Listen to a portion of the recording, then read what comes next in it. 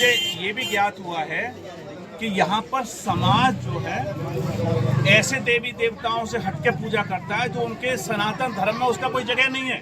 मैं तो सभी सनातनियों से अपील करना चाहता हूँ कि वो ऐसी जगह पूजा करने नहीं जाएं, ऐसी जगह अर्चना न करें, ऐसी जगह चादर न चढ़ाएं जो उनके सनातन धर्म में इजाजत नहीं देता है।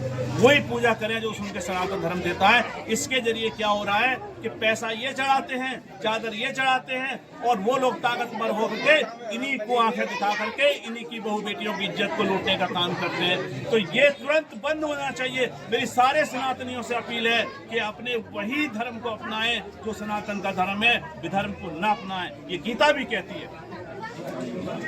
इतनी समझी पुलिस ने। देखिए, पुलिस को एक गंभीरता के साथ जांच करनी पड़ेगी, नहीं तो जन आक्रोश भड़केगा और मामला गंभीर हो जाएगा। इसके लिए जिम्मेदार पुलिस और प्रशासन होगा। जब पुलिस देखिए, जब यहाँ की जनता कानून से काम कर रही है तो पुलिस प्रशासन को चाहिए कि कानून के हिसाब से काम करें, ये नहीं कि मामला कहीं रफे दफा हो जाए। आना चाहते थे। देखिए, बच्चा बड़ा मासूम है, भगवान का रूप होता है, तो पुलिस को उसका संज्ञान लेकर के क्लू ढूंढने चाहिए और क्या हुआ है उसकी पूरी जांच पुलिस ही नहीं मजिस्ट्रेट के द्वारा जांच होनी चाहिए, तभी जाके हमें कार्रवाई सही ढंग से हो पाएगी। एक्साइजी और मैं गाँव नेवास दुबई का रहने वाला हूँ।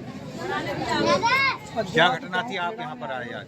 क्या घटना है, आपको जो घटना के बारे में पता चला उसके बारे में बताइए। मुझे ये अवगत हुआ है कि यहाँ पर एक रूबी नाम की लड़की और एक सप्ताह पहले उसके साथ में 12-13 लोगों ने दरिंदगी करने की कोशिश की, जिसमें उसके कपड़े फाड़े गए, उसके चोट लगी है, मारपीट की गई है और ये भी पता लगा कि उसके भुगतान से खून निकला है।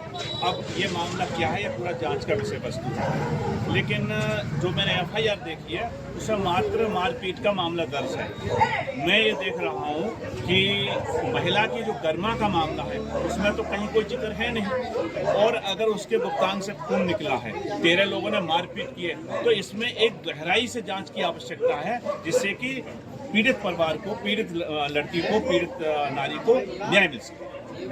ये मेरी प्रशासन से मांग है, पुलिस से मांग है कि इस पर न्याय जांच को गंभीरता के साथ करें, क्योंकि 13 आदमी के बीच में अकेली महिला को इस तरह पिटते और मार खाते हुए एक बड़ी एबनॉर्मल स्थिति पैदा होती है। आप जानो कि महिला कितनी नाजुक होती है, वो 13 आदमी उसको मार रहे हैं। हालांकि FIR में बता रहे 2 ही हैं, लेकिन जो उनके पिताजी ने नाम बताए वो करीबन 13 नाम है। CO सज्जन सिंह ने बताया है कि रिपोर्ट में उसमें कुछ नहीं आया है। देखिए, रिपोर्ट में आया है नहीं आया वो तो मेडिकल अथॉरिटी बताएगी, लेकिन उससे बड़ी बात है कि जो महिला की गर्मा तार हुई है, 13 लोगों को बताया जा रहा है उनके पिताजी के द्वारा कि 13 लोगों ने मारपीट की है, तो वो मारपीट किस उद्देश्य से की गई है? जो उसके साथ दरिंदगी करने की कोशिश की जा रही थी, या उसको परेशान करने की कोशिश की जा रही, या दहशत फैलाने के लिए कार्रवाई की जा रही थी जिससे कि लोगों में दहशत फैले, क्या इस तरह की कोई मंशा थी? तो ये जांच में तो ये मेडिकल रिपोर्ट में थोड़ी आएगा, ये तो वहाँ की जो रिपोर्ट है, रिपोर्ट में तो तकनीकी रिपोर्ट आएगी, लेकिन ये तो सामाजिक प्रक्रिया है जिसके अंदर आप ये देख लीजिए कि एक महिला को 13 आदमी, जो राजेंद्र जी कह रहे हैं कि उसको 13 लोगों ने मारा है, उसके शरीर पर चोट है, आप राजेंद्र जी 13 लोगों ने मारा है।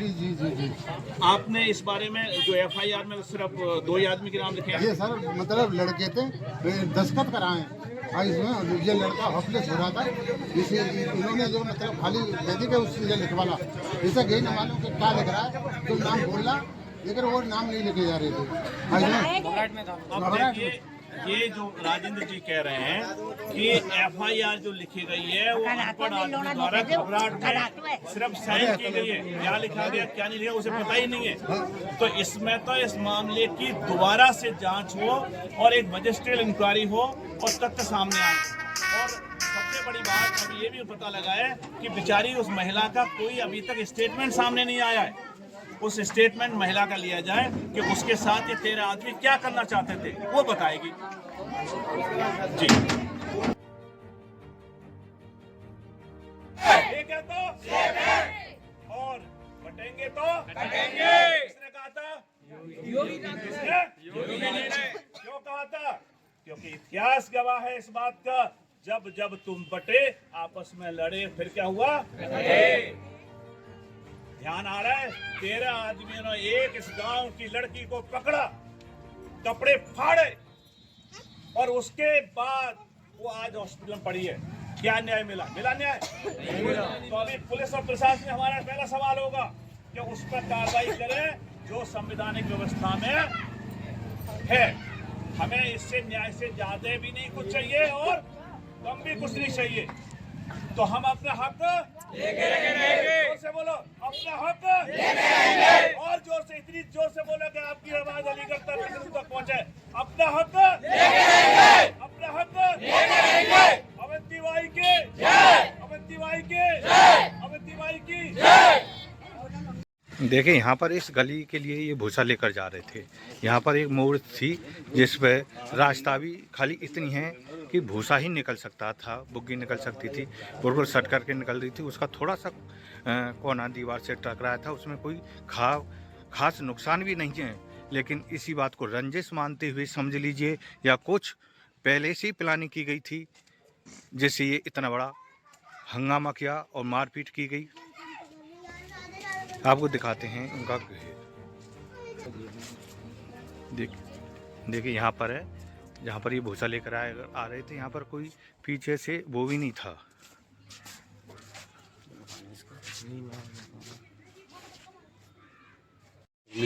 मतभेद रहा है लोगों का, कोई इतना बड़ा इशू थोड़ी है ये टकराने का ट्रॉली के कोई